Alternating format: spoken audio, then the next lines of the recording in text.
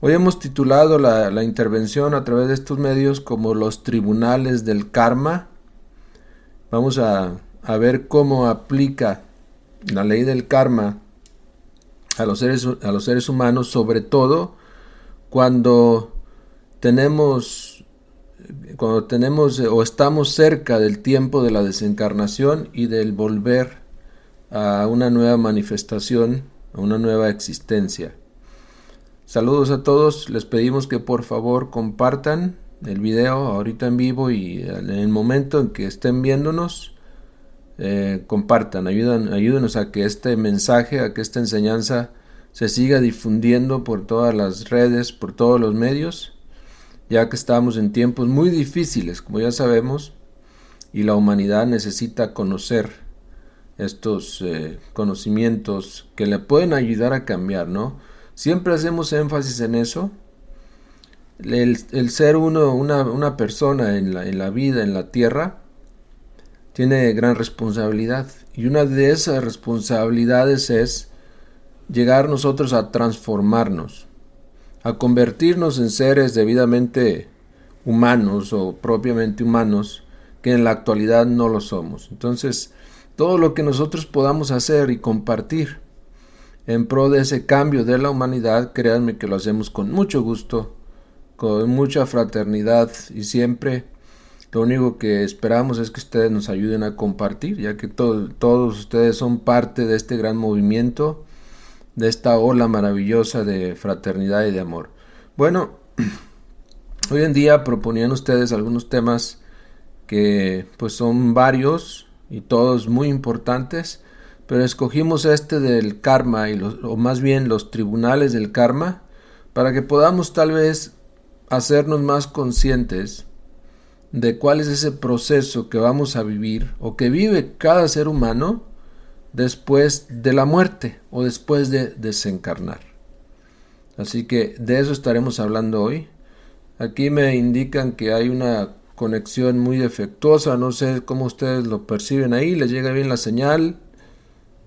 ¿Les llega bien el audio? Esperamos que sí. Bueno, recordemos que primero que nada, ¿no? La ley del karma existe. La ley del karma es una realidad, mas es una ley que aplica muy por encima de nuestra comprensión.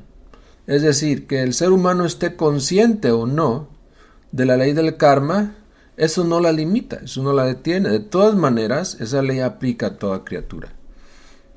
Entonces, el karma, como ya habíamos dicho en otras ocasiones, es realmente el ticket o el boleto que tenemos que pagar de acuerdo a nuestras acciones negativas.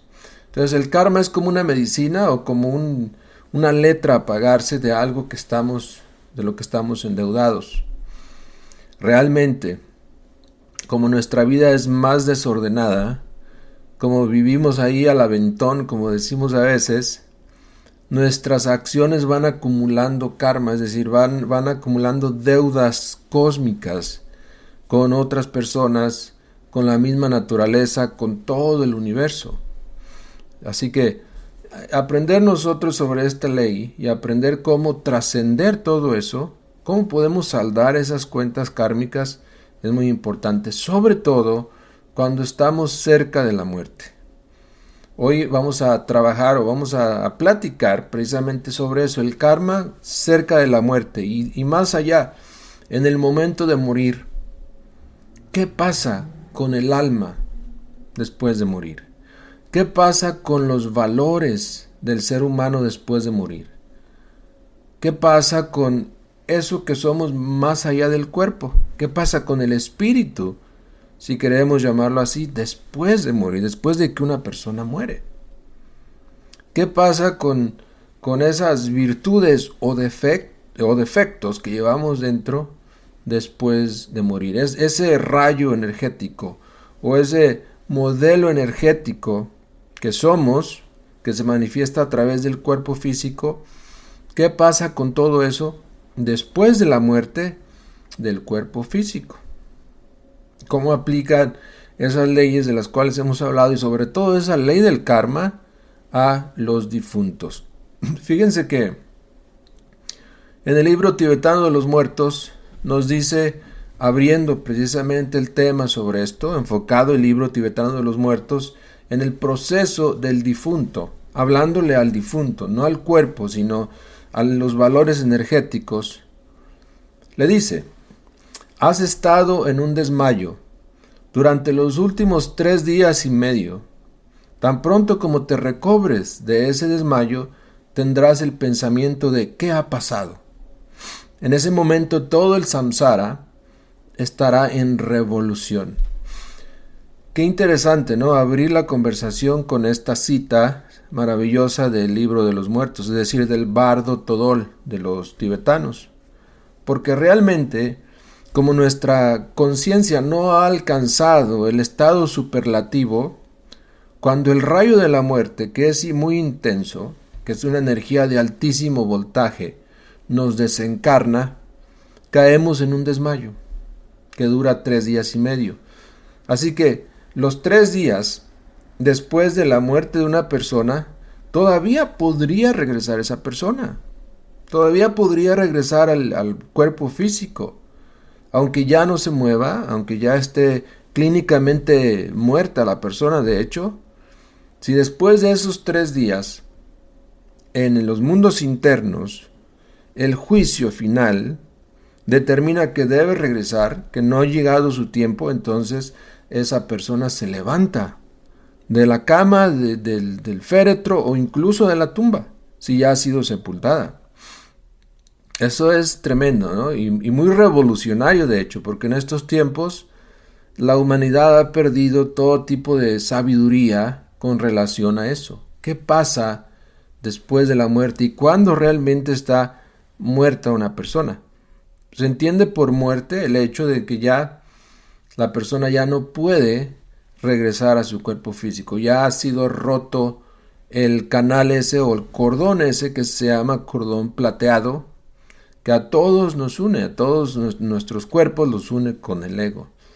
¿Habían ustedes escuchado hablar del cordón plateado o antakarana que conecta al ego con el cuerpo físico? Platíquenme ahí. Y me da tiempo para darle un sorbo al té. Pues eso es así. Los seres humanos, nuestros valores psíquicos o psicológicos, conectan al cuerpo físico, al cuerpo de carne y hueso, a través de ese cordón, denominado el cordón plateado, que de hecho en los seres inefables, en los maestros autorrealizados, ese cordón es dorado.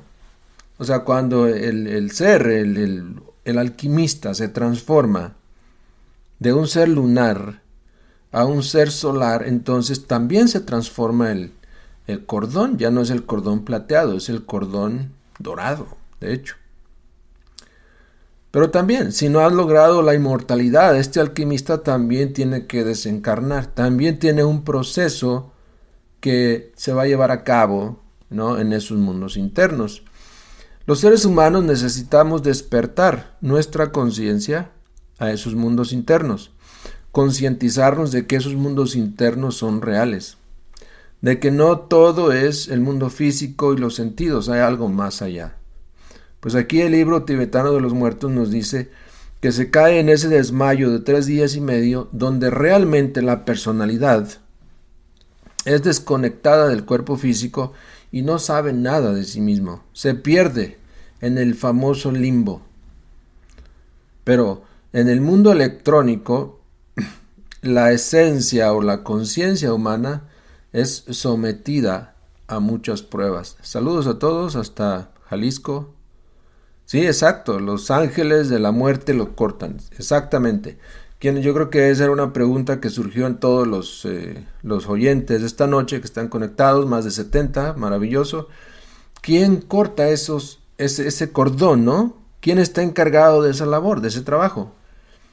Pues los ángeles de la muerte. Por eso es que cargan una guadaña, ¿verdad? Porque con esa guadaña o con esa hoz ellos cortan ese cordón, que no es tan difícil. ¿Cómo dices? que no es tan difícil en un ser lunar cortarlo, ¿no? Porque el karma es común, no es un karma tan elevado como el ser que ya se ha convertido en un ser solar. Entonces trabajan diferentes, pero sí, en forma general, los señores de la muerte, regidos por Orifiel, el ángel de la muerte, pertenecientes al rayo de Saturno, por eso Saturno se le relaciona con la muerte, ellos vienen y después de que los valores abandonan el cuerpo por el rayo de la muerte, ellos vienen y cortan el cordón plateado si es que está de acuerdo a la ley.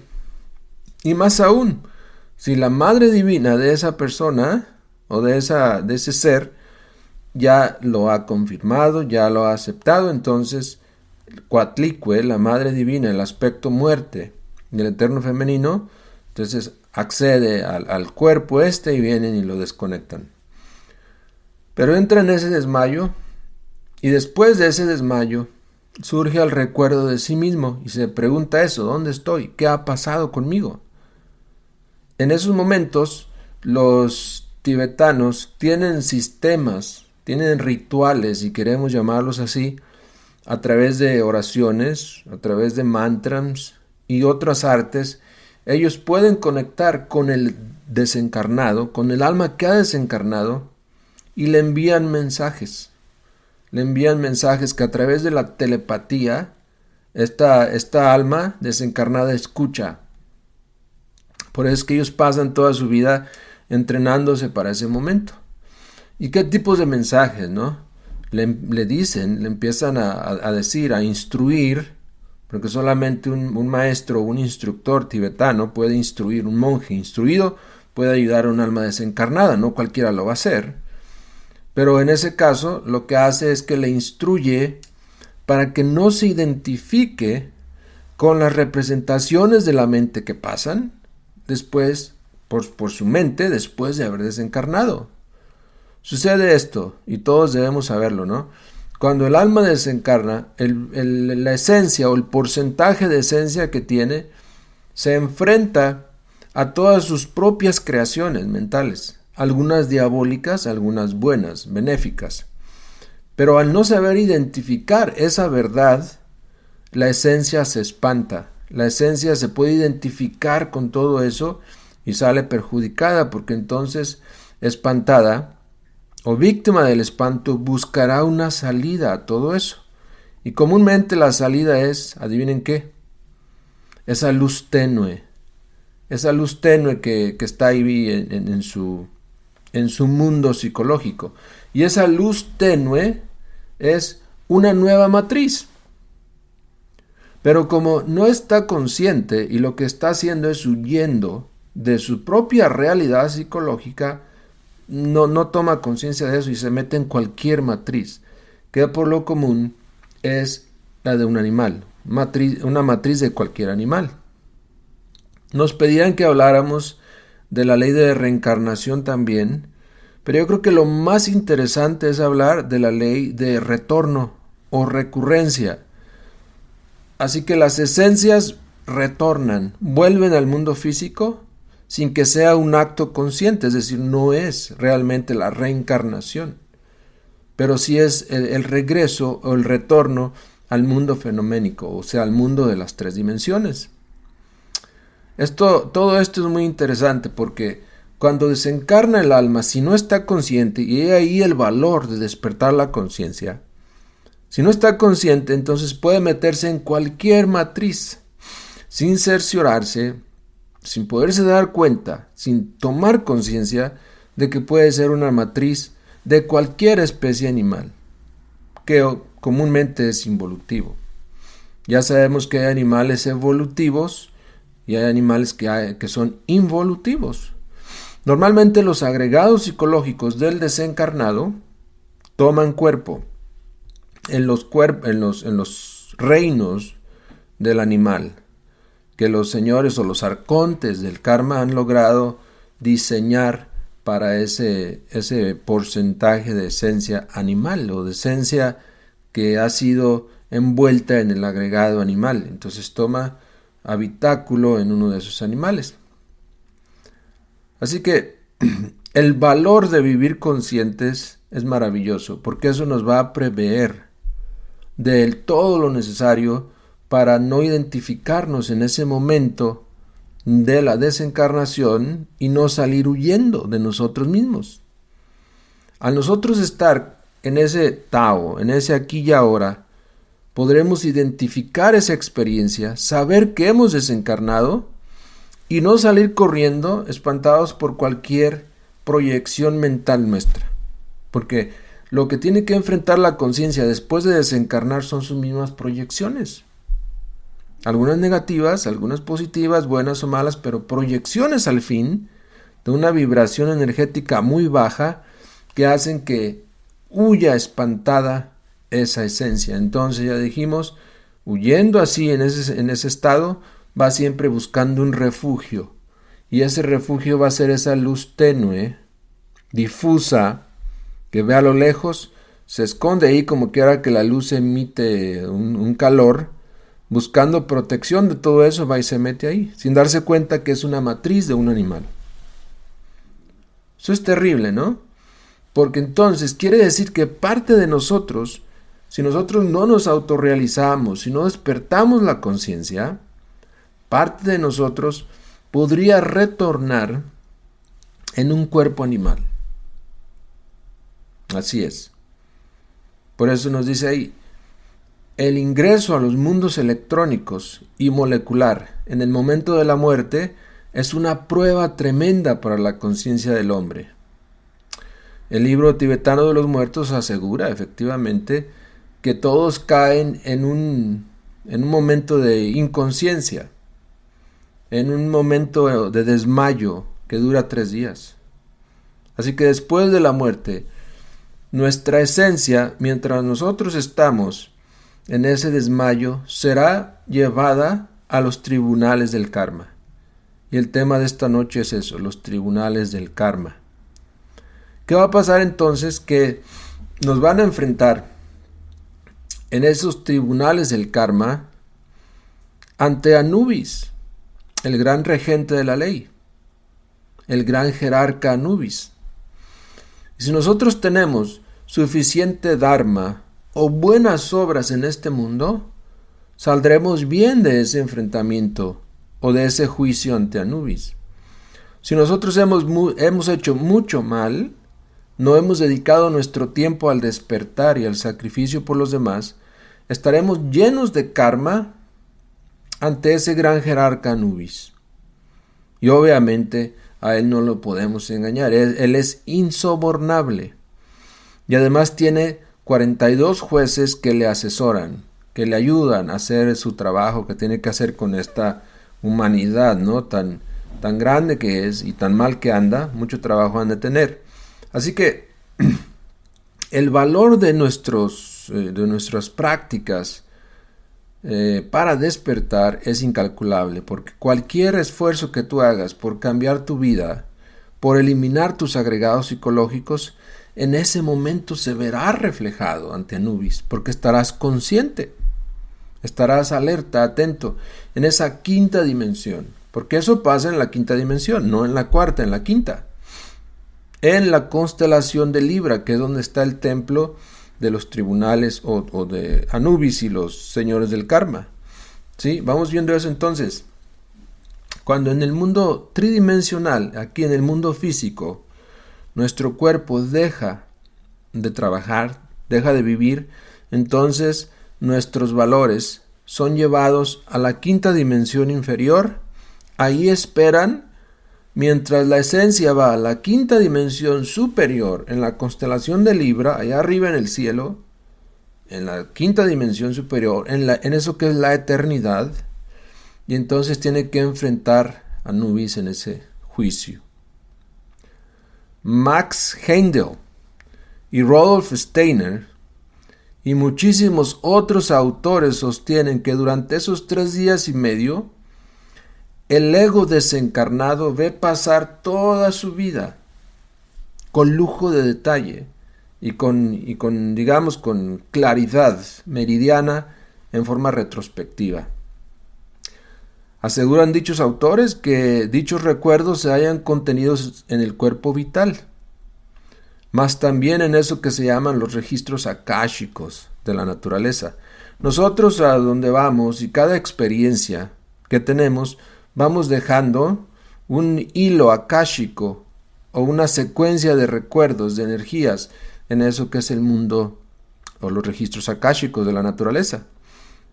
Cuando el ego desencarna, entonces ve pasar todos esos eventos, todos esos momentos de su vida, con la diferencia que ahora, al estar fuera del cuerpo y de la personalidad, los vive más atentamente, se hace consciente de eso. Entonces ya después de desencarnados nosotros, posiblemente nos vamos a arrepentir de eso que no hemos sido capaces de arrepentirnos hoy. Pero si nosotros no hacemos un trabajo sobre nosotros mismos, sobre nuestra conciencia, de dinamizarla, de despertarla, entonces volveremos nuevamente al cuerpo, a un cuerpo nuevo, y habremos olvidado completamente esa experiencia ante Anubis. Sigan preguntando y comentando, ahorita vamos a atender sus preguntas. Gracias por esa pregunta, Ana María Ramírez. Muy de acuerdo al tema, nos pregunta si tenemos 108 existencias, ¿cuándo se termina? Dependiendo así vamos evolucionando. Muy buena pregunta. Sinceramente en estos tiempos se habla mucho de la evolución, ¿no? Del salto cuántico.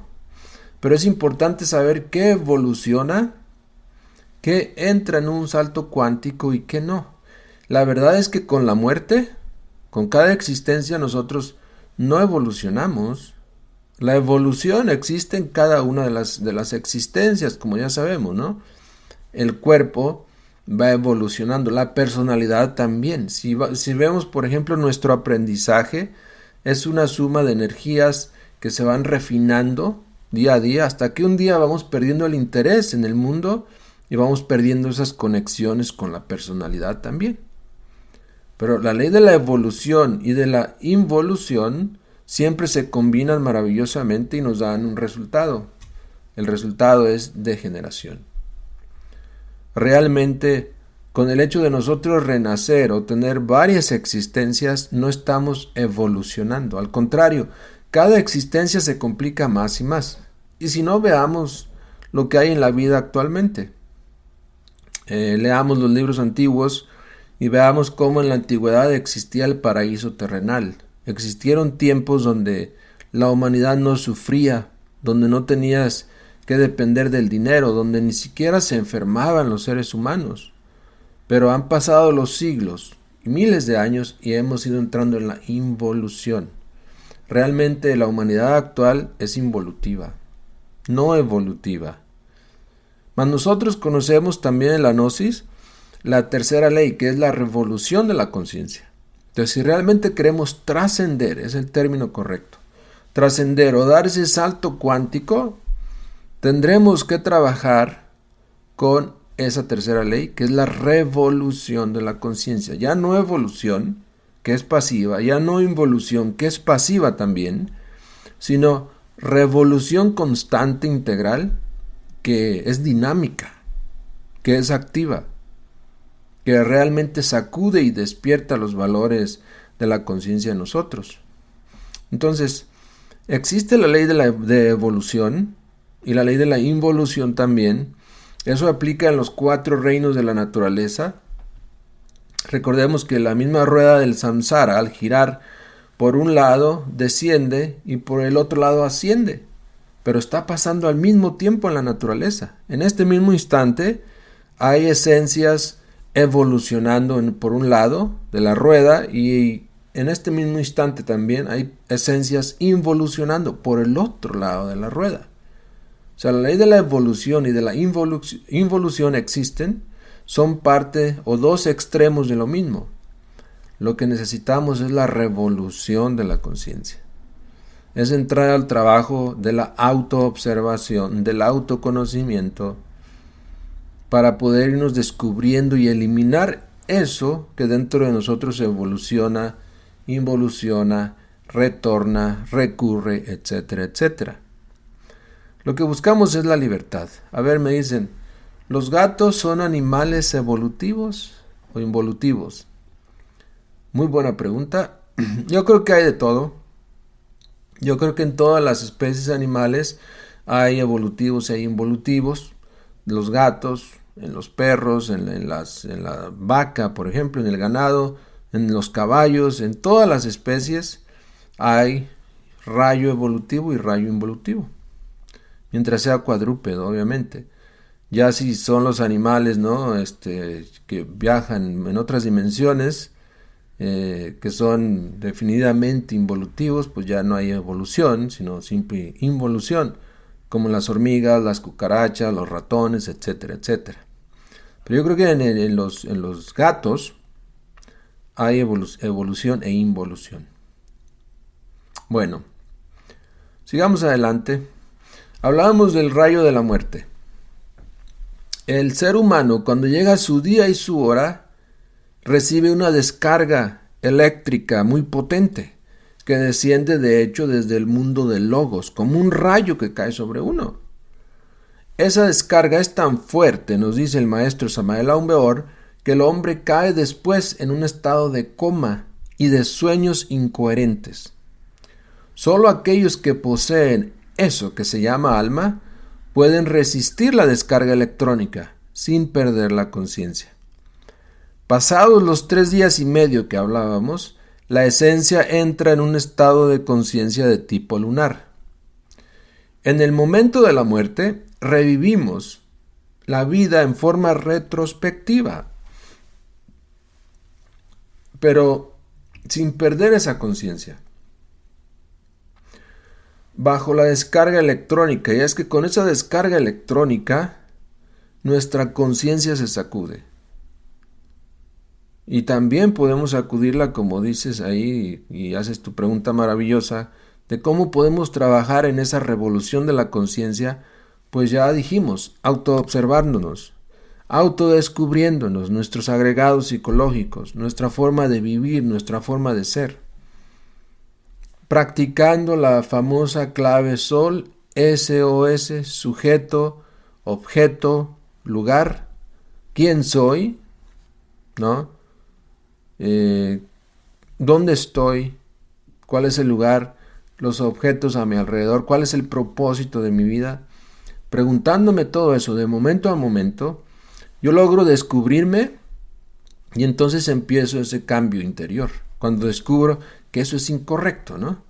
Cuando uno se observa, por ejemplo, ante una discusión, se da cuenta que es incorrecta su forma de ser, que no es necesario llegar a la violencia o a los golpes o al asesinato, etc.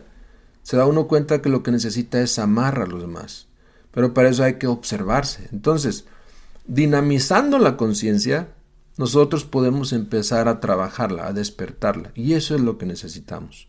A través de la observación, la clave SOL, la meditación, la relajación del cuerpo físico, el difundir estos conocimientos para aquellos que tienen la inquietud y que ya están preparados para dar ese trabajo, ese nivel diferente a su vida, se abre esa gran oportunidad de convertirse en instructores o misioneros gnósticos. Previa preparación, entonces empiezan a dinamizar su conciencia, a despertarla en una forma más acelerada, más exacta. Bien, entonces decíamos que en el momento ese de la muerte se revive la vida en forma retrospectiva, bajo esa descarga electrónica, pero en una forma muy rápida y terrible. Y en el mundo molecular, ya en un nivel más profundo, se vuelve a revivir esa vida que acaba de pasar, pero en una forma mucho más lenta, porque el tiempo en el mundo molecular es más lento que en el mundo electrónico. Entonces, se hacen las retrospecciones en lo interno.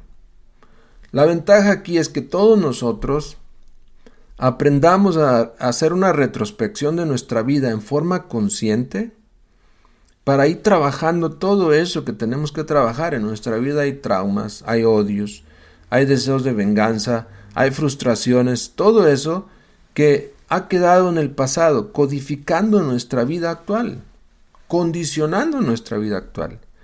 Si nosotros desarrollamos la capacidad de la autocrítica y del psicoanálisis, primero el psicoanálisis, luego la autocrítica, podemos ir corrigiendo nuestros episodios pasados e ir rescatando esa parte de la esencia, de divinidad que hay en nosotros. Eso nos dará fuerza aquí y ahora. Nos preguntas, ¿y qué pasa con los animales que son híbridos? ¿En qué forma queda esa conciencia?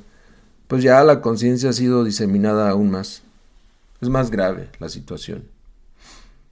En esos casos donde se altera la naturaleza, eso es obvio.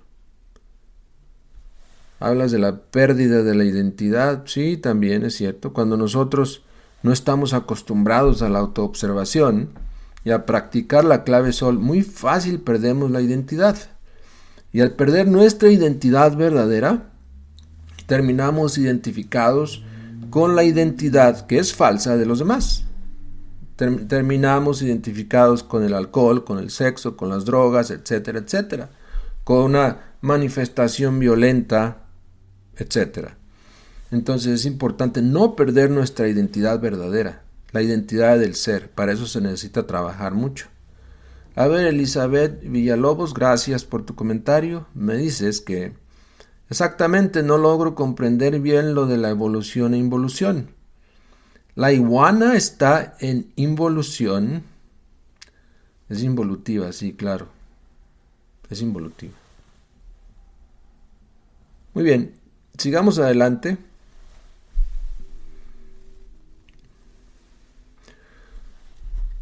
Veamos entonces esto. Terminando el trabajo retrospectivo que mencionábamos, es claro que se tiene conciencia del resultado final de la vida que acaba de pasar. Nosotros tendremos que entrar en este trabajo retrospectivo, en esos niveles electrónico y molecular, que es más elevado que el físico, obviamente, para poder comprender la vida que acabamos de pasar. Cuando una esencia sale de ese proceso, entonces ya se ha dado cuenta, ahora sí, plenamente, de lo que hizo bien y lo que hizo mal en su vida anterior. Entonces, sobre ese estado de conciencia, sobre ese reconocimiento de sus errores pasados, es donde se le da el juicio, se le da el nuevo veredicto, es decir, puede ser que retorne inmediatamente a un nuevo cuerpo físico, puede ser que tome unas vacaciones en los mundos internos, puede ser que involucione en los mundos infiernos también, o puede ser, si logró autorrealizarse, que ya no tenga que volver al mundo físico, que ya no tenga que retornar. Todo depende de el nivel de conciencia que hayamos desarrollado, que hayamos logrado, en base a ese trabajo consciente. Entonces, ¿qué pasa si nos preguntamos o nos preguntan qué pasa después de la muerte? ¿A dónde vamos después de la muerte? Pues podemos responder claramente, ¿no? De que todo depende del nivel de conciencia que tengamos. Quien no tiene nada de conciencia, quien nunca ha trabajado sobre sí mismo y se le agotaron sus 108 oportunidades, pues tendrá que involucionar. Tendrá que entrar en la vía involutiva hacia las 9 esferas del mundo del Dante, del infierno. Pero aquel que ha trabajado sobre sí mismo puede hasta lograr unas vacaciones en los mundos internos y reconfortarse antes de volver nuevamente a seguir su trabajo. Aquellos que han logrado autorrealizarse, que han logrado eliminar totalmente sus agregados psicológicos, entonces pueden decidir volver o no volver. Nos preguntas, ¿cómo saber si se está en la vida número 108? Pues sí, claro que sí se puede saber. Tendríamos que aprender a meditar primero que nada. Y hay una práctica maravillosa que nosotros podemos hacer, que nos recomiendan en la Gnosis. El maestro Samael Aun Weor menciona esta práctica muchas veces, que es que tú te acuestes en la cama, en el piso, donde quieras, y abras tu cuerpo, los brazos y los pies, que te acuestes formando una estrella de 5 puntas. con tu cabeza orientada hacia el norte. En esa posición, tú puedes invocar a tu Divina Madre Kundalini, y ella tiene 5 aspectos muy bien representados por esa estrella, y con ciertos mantras, Om, Yam, Dram, Krim, Hum, tú la invocas. Y en ese estado entre vigilia y sueño, 50 y 50, tú le pides que te dé iluminación. Tú le suplicas a ella, que ella es la que tiene todo ese poder, que te enseñe en qué vida estás, si ya estás en la 108 o todavía te faltan o apenas estás iniciando el ciclo de 108. Incluso tú puedes preguntarle si tú has vivido en otra época, en la Atlántida, en la Lemuria, etc. O puedes preguntarle sobre la vida en otro planeta, sobre la vida en el mundo astral. Puedes pedirle que te saque en el mundo astral también. O sea, nuestra Divina Madre Kundalini tiene todos los poderes del universo. Ella puede ayudarnos si nosotros realmente suplicamos con verdadero arrepentimiento, con verdadero interés, tal vez ni siquiera llegar al arrepentimiento, pero con verdadera inquietud de saber algo sobre nosotros mismos. Ella escucha y nos ayuda. Obviamente ella nos puede decir si estamos en las 108 o 107 o 105 vidas. Solo ella puede.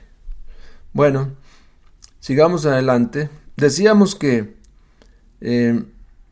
cuando se hace ese juicio, después de esos 3 días y medio, después de que se ha visto la vida en forma retrospectiva y el alma se ha hecho más consciente de ello, es entonces, nos dice el maestro, y solo entonces, cuando todo aquel que no está decididamente perdido, toma la decisión de enmendar sus errores y pagar lo que debe. Solo los completamente perdidos no responden ya a esos impactos de los mundos molecular y electrónico. Seres que ya están tan materializados que de hecho retornan al mundo mineral. Es decir, una persona desencarnada que ya no tiene valores para arrepentirse de sus errores, después de esa retrospección no demuestra ningún tipo de arrepentimiento. Entonces, lo mismo le da a volver y cometer los mismos errores, volver a matar, volver a violar, volver a drogarse, volver a destruir a su cuerpo, etc. Entonces, en esos casos ya ese tipo de almas son enviadas a los mundos infiernos, al mundo mineral, al mundo vegetal o animal.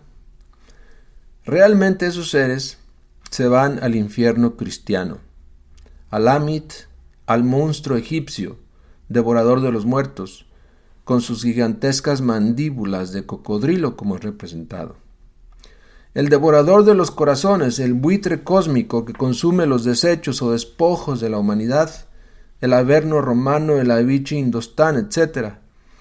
Todos los planos de existencia cósmica mencionados por la teosofía pueden ser perfectamente sintetizados en 4 regiones: el infierno, la tierra, es decir, aquí el mundo físico, el paraíso y el cielo, algo más allá.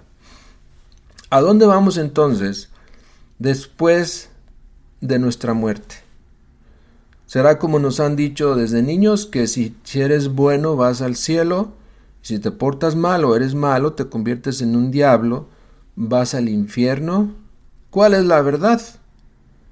Realmente, amigos, el ser humano, en la mayoría de los casos, o regresa al mundo físico o ingresa a los mundos infiernos o infernales. En muy pocos casos, al alma se le dan unas vacaciones en los mundos internos, o en eso que se llama el paraíso. Ingresar al cielo, que son las regiones más profundas del espíritu, eso es mucho más difícil. Ahí solamente entran los que se han autorrealizado.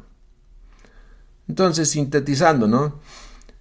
El juicio final, ese que tenemos, donde tendremos que enfrentar a Anubis en sus tribunales del karma, divide a los desencarnados en 3 grupos: los que se reencarnan o retornan inmediatamente, los que suben a los estados paradisíacos y celestes, y y reencarnan o retornan después, porque se les dan unas vacaciones. Eso es el caso de aquellos que han sacrificado su vida intensamente por la humanidad. A ellos se les dan unas vacaciones, que son limitadas porque en su momento tienen que volver a este mundo físico. El maestro Samuel Aumbeor nos dice que desde los años 1910 para acá, el nirvana está vomitando seres. O sea, personas que están en el nirvana o que llegaron al nirvana por un gran sacrificio que hicieron por la humanidad, ahora están siendo lanzados nuevamente al mundo de las 3 dimensiones. Porque son unas vacaciones que se acaban. Mientras no logremos la autorrealización íntima del ser, siempre vamos a volver a este mundo, nos guste o no. Así sea como es difícil, etc. Mas también existe ese tercer grupo, decíamos que se dividen en 3 grupos, todos los desencarnados, y este tercer grupo, o tercera categoría de desencarnados, para decirlo de otra forma, ingresa al reino mineral, es decir, al infierno. O sea, o retornamos inmediatamente después de ese juicio final, o tomamos unas vacaciones en los mundos internos, o ingresamos inmediatamente al reino mineral, al infierno. ¿Cuál será la suerte que nos tocará en su momento? Porque lo único seguro que tenemos en la vida es la muerte, ¿no?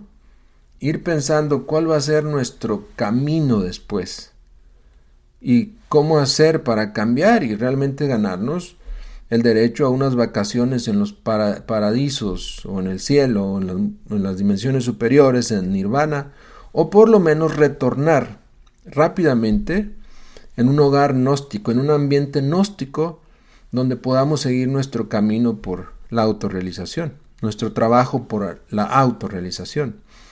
Lamentablemente, decíamos, y la gran mayoría, si no trabajamos sobre nosotros mismos, involucionaremos en el reino mineral, en el infierno, en el Aviche, y eso sería muy lamentable.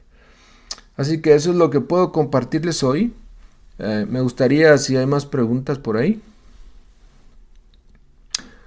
Pregunta: si nacemos inocentes, con divinidad, ¿no podemos ser juzgados como culpables de algo?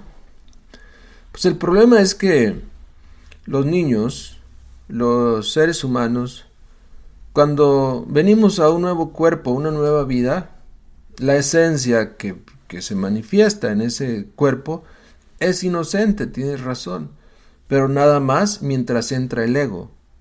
Es inocente los 2 primeros años. Cuando la personalidad se empieza a formar, ese es el vehículo para los diferentes agregados psicológicos o demonios, simbolizados en el cristianismo por los 7 pecados capitales, con todas sus extensiones y conexiones y sucursales, etc. Así que la inocencia dura muy poco. Una vez que se cierra la fontanela en el niño, es la señal clara, exacta, de que ya su esencia ha empezado a perderse. Ya se ha empezado a formar la personalidad y los agregados psicológicos empiezan a manifestarse en esa persona. Obviamente quien no tiene agregados psicológicos, quien es totalmente divino, quien ha logrado eliminar todos sus errores, entonces pues ¿quién lo va a juzgar, no? De hecho se convierte en un Dios inefable. Bien, ¿alguna otra pregunta o comentario? Lo pueden hacer con toda confianza. Y les aconsejamos que lo hagan ahora en vivo porque después ya no nos da tiempo de entrar mucho a la página y revisar sus preguntas. Saludos hasta Seattle, Alejandra. Seattle, Washington. Muy bien. Claro, puedes repasarlo, César. En su momento quedará este video aquí grabado. Lo puedes repasar y sobre todo compartirlo en las redes sociales, en Facebook, en Twitter, en YouTube, etc. Lo dije la vez pasada. Ustedes pueden volverse creadores de contenido aquí en Facebook y editar estos videos también. Saludos hasta México. ¿Por qué nacen los bebés cuando lloran? Muy buena pregunta. Pues porque están conscientes. Porque en esos momentos se acuerdan exactamente de la retrospección que mencionamos que acaban de hacer. Están conscientes y saben del dolor. En ese estado de conciencia saben el pasado, el presente y el futuro. Saben lo que les espera. Saben que van a sufrir en la vida. Saben que muy pronto tendrán que empezar a trabajar para ganarse el pan de cada día. Incluso saben si esa persona, el padre o la madre o el padrastro o madrastra, los violarán o los maltratarán, etc. Es que el niño, la esencia, está libre en esos primeros años, en esos 2 primeros años. Está consciente de todo eso. Llora precisamente por eso, porque sabe que viene a un mundo de dolor, a un mundo difícil, a un mundo con una humanidad en plena involución. Están conscientes de todos los fenómenos que están sucediendo a su alrededor, del sufrimiento, del dolor de la gente, etc. Por eso lloran los niños.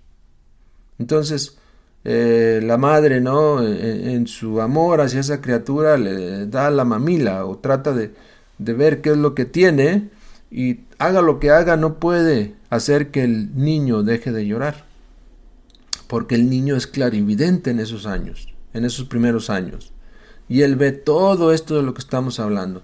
Él ve los agregados psicológicos, él ve los mundos internos, él ve el karma, él ve todo eso.